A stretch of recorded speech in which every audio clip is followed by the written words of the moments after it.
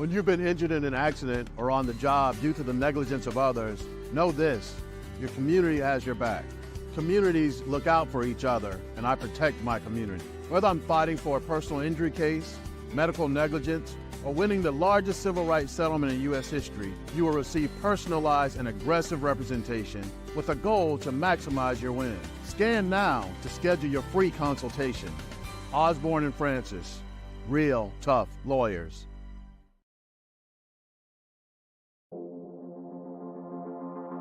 Top recruits now. This is football. Chop up. Chop up. Real talk.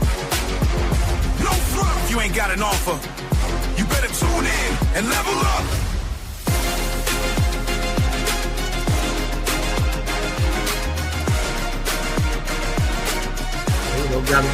Gotta bring you in right, man. Gotta bring you in with the right kind of music and everything. You better stay ready. That's what I'm talking about. Film exposure. Keep it steady. One shot, one play. That's all it takes. Football Chop Up. Powered by Top Recruits now. You know you big time when you got your own theme song. Get recruited. Wait, watch this. See, in the back, I got the get recruited in the background. What's up? I love it. Hey, this is gonna be one of my favorite shows. I truly love all the HBCUs that are coming, all of my boys. But this is my partner right here, man, Toriano Morgan. And what we're gonna do, man, before we even get started, I'm gonna let you introduce yourself because I don't want nobody to be like, hey, I don't want to leave out anything, that. So I'm gonna let you do the intros for this very important football chop up. Tell the people who you are, a little bit about your past, and what you're doing now, and why you're on this call. All right. Well, my name is Coach Toriano Morgan. I am a native of the great state of Florida. Played high school football at the illustrious Dillard High School, was able to move on to Tennessee State University where I played there. Then got right into coaching right out of college. Was able to GA there at Tennessee State. And football has just been amazing to me. It's taken me to wear a lot of different hats. I've been a high school head coach at Dillard High School. I've been a college head coach at Edward Waters University, college assistant, various places throughout the country, 2 stints in Virginia, Virginia State, Virginia Union, Tennessee State, and now the assistant head coach, running back coach and high school recruiting coordinator at the illustrious, prominent Florida A&M University here in Tallahassee, located on the highest of 7 hills. Hey, I wasn't down with that, but my daughter, my wife went to FAM, and I still wasn't down. But when my daughter walked the stage, pregnant and all, at FAM, I am a FAMulian now. They can get my money. I'm gonna donate everything. I was just talking to John Davis about it before we get started. Hey, all you FAMU alumni rattlers, I don't want to hear it. Y'all need to make donations so that the program can be where it wants to be. You can't keep talking about how you the greatest HBCU there is and you don't give back. That's I'm off that, the high horse. But so let's tell the people you're a football guy. So we're gonna ask the people. I'm gonna give you the same question I gave everybody else. Tell people what you're looking for as a football coach, a college football coach, and more importantly, you're a recruiting coordinator, which means you get to see everybody. Talk to them. Okay, well, the biggest thing is, and I think it's the biggest misconception, is it's not necessarily, how good or how not so good of a football player you are that eliminates you from getting an offer or being offered by a program. It's 2 things that it basically comes down to: need and fit. Every year, your needs are going to be different. Matriculation is going to hit you. And you're gonna have to, be able to fill those needs, and your needs at offensive line this year might not be your need at offensive line next year. Your need at quarterback may not need. So when we're out, we are projecting where we're going. We know where we want to go. We want to get our guys in, but then the next thing it has to be a good fit. So being able to have a young man that actually is going to be a fit for our culture, and what our culture looks like academically. There's some very high standards that we hold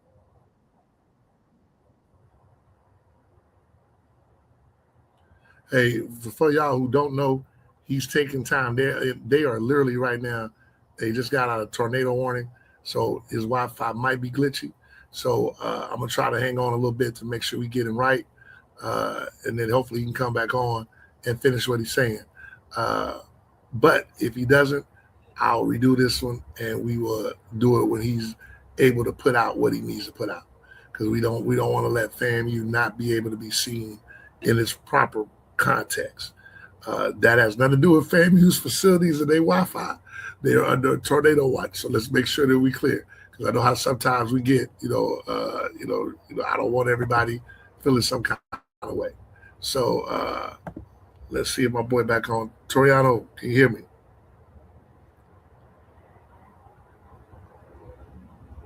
Nah, you can't hear me. So we go end this recording, and I'm gonna change it up a little bit. I will do it again with him, but we'll do it a little bit later on, and then I'll put it out later on tonight. Well, there you go. Oh, there you go. Okay, There we go. hey, there we go. All right. So, hey, I made sure that people knew that this had nothing to do with FAMU's facilities or anything like that. That y'all was just under tornado watch. So Yes, you take yes. the time It's out. So I it's want it's to make sure. storming Yeah, outside. Yeah. I want to make sure they know. So yeah. So go ahead. You know how we Yeah. get. So So I want to make sure. we get back into it has to be a good fit.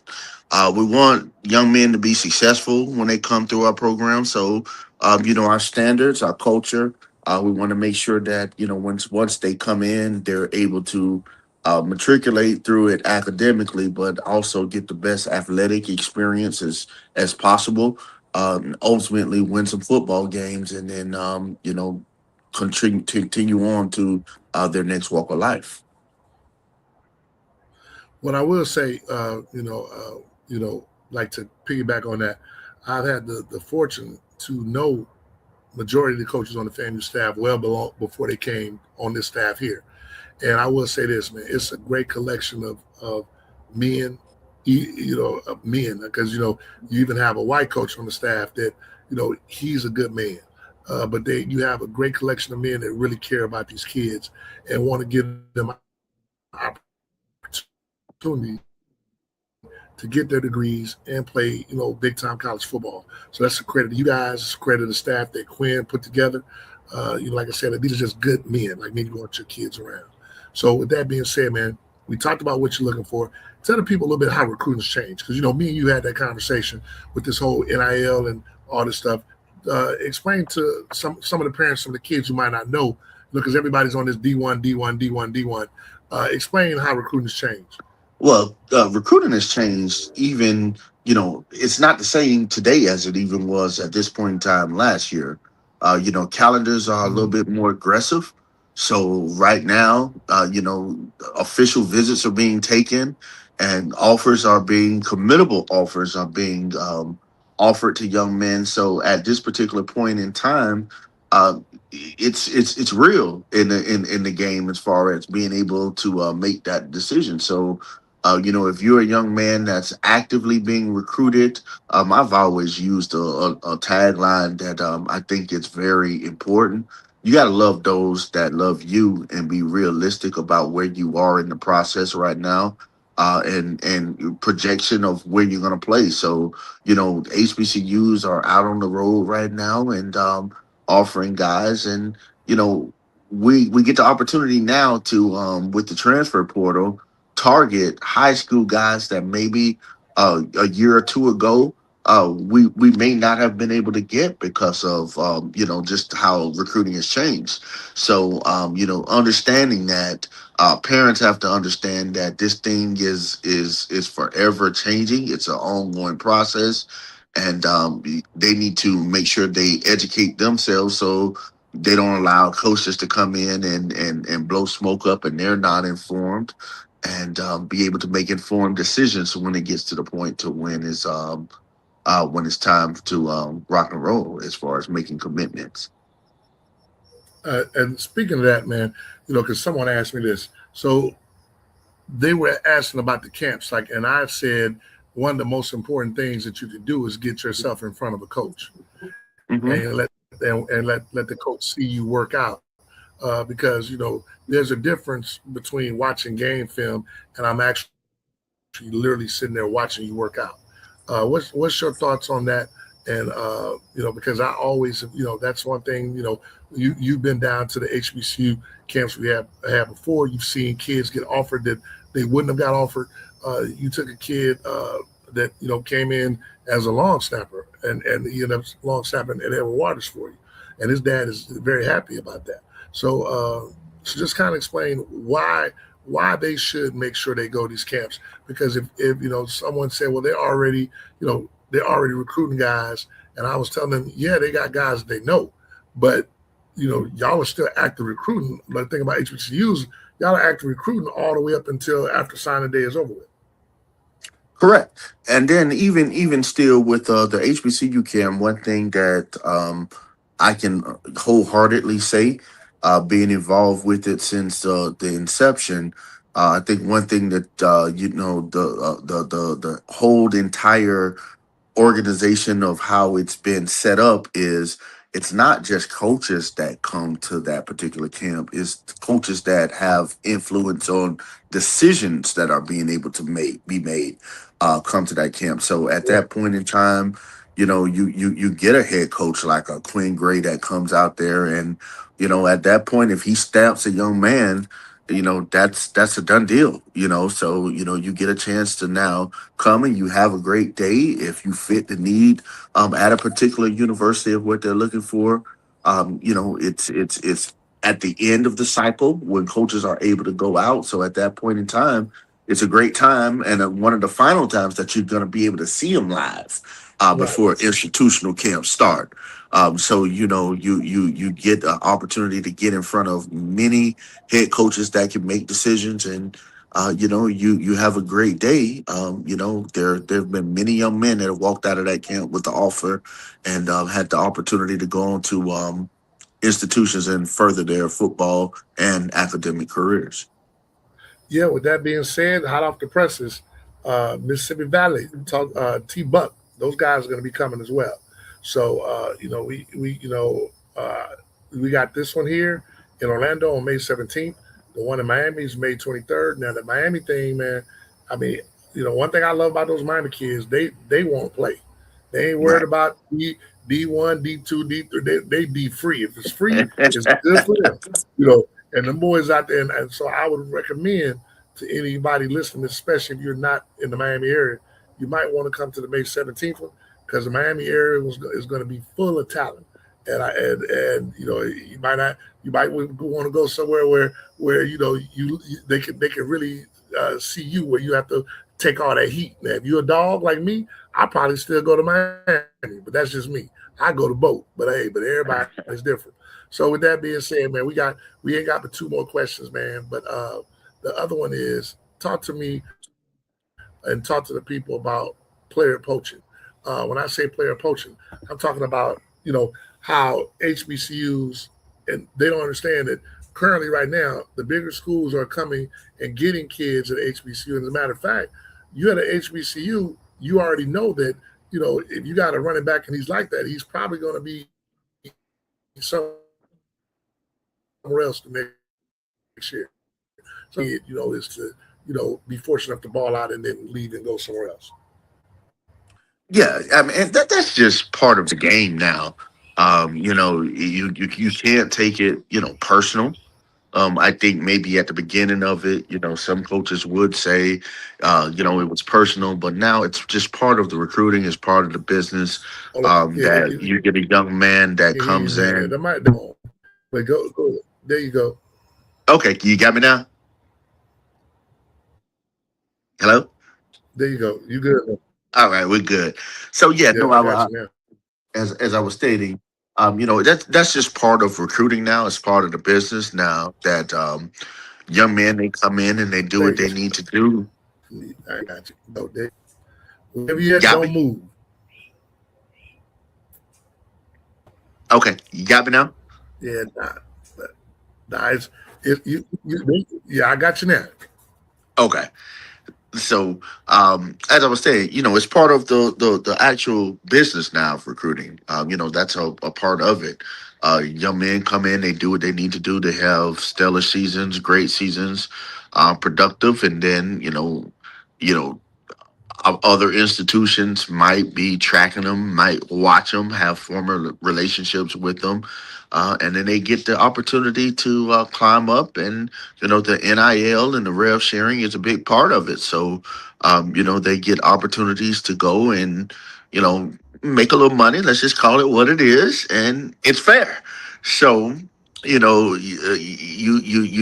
have to be able to again to project, and then we understand that again, we go back to the needs and the fits. So we always have to be out there actively recruiting because it is a form of free agency, and young men take advantage of it as they should.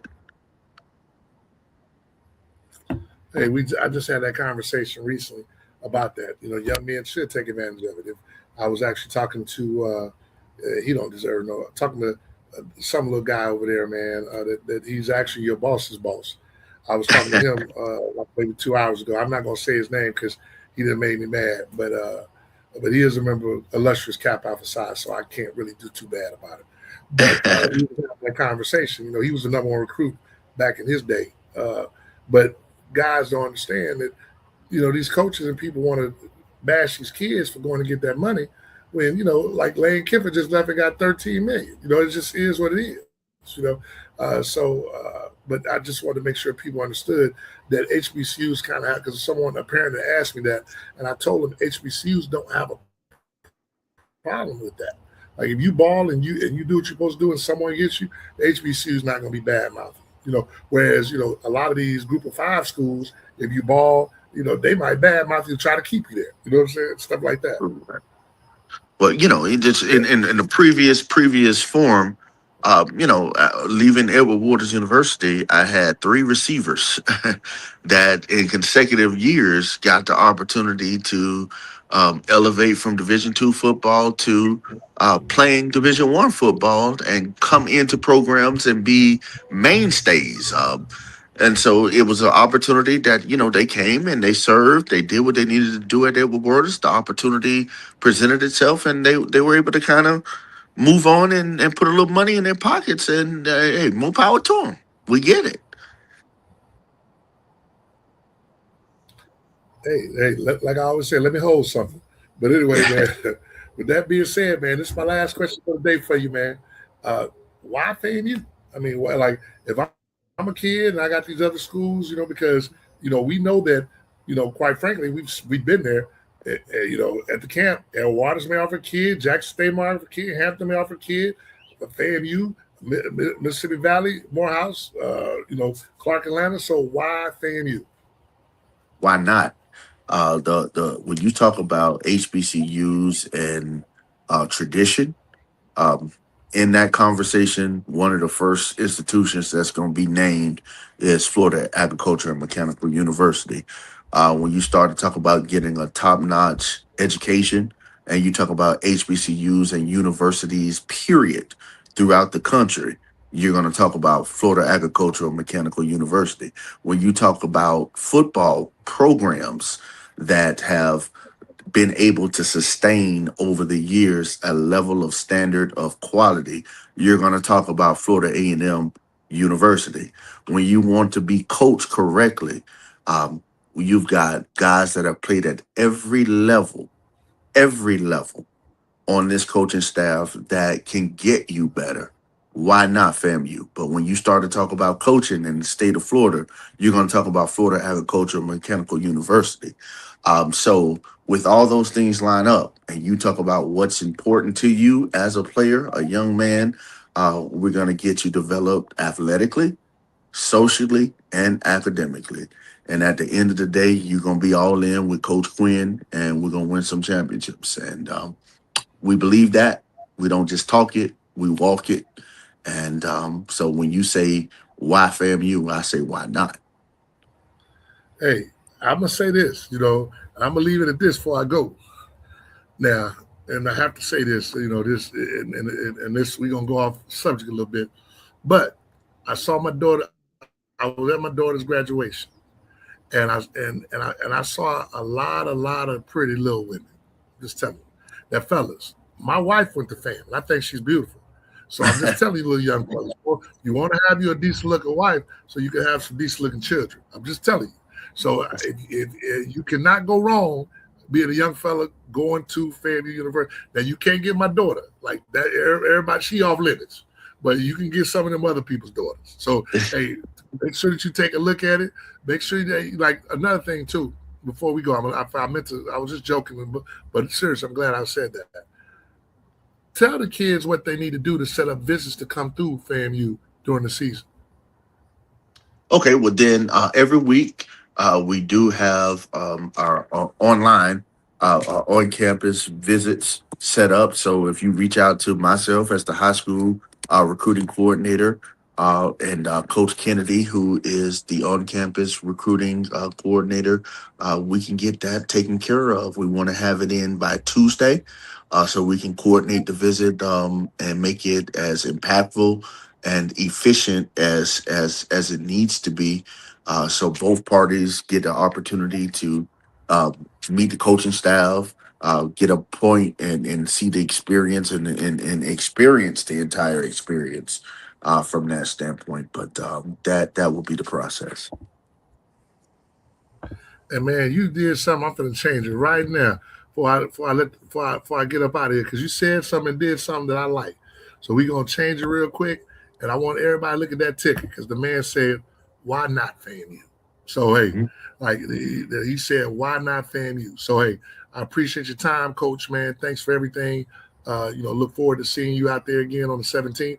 And, hey, kids, I'm putting them in front of you. Like they're telling you they're going to be here.